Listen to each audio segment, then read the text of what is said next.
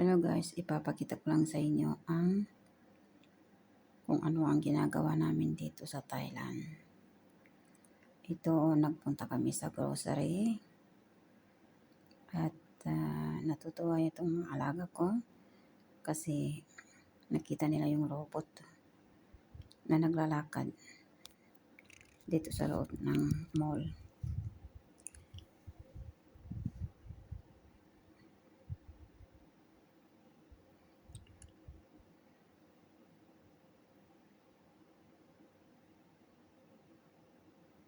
At nagpunta rin kami dito sa mga paligid ng mall at saka sa street food sa mga magandang pasyalan dito sa Thailand.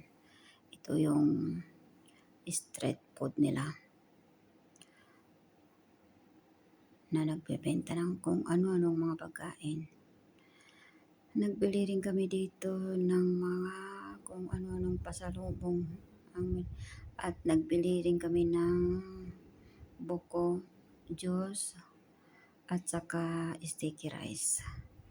At pumasok din kami dito sa mga pamilihan dito sa Thailand. At yun lang po.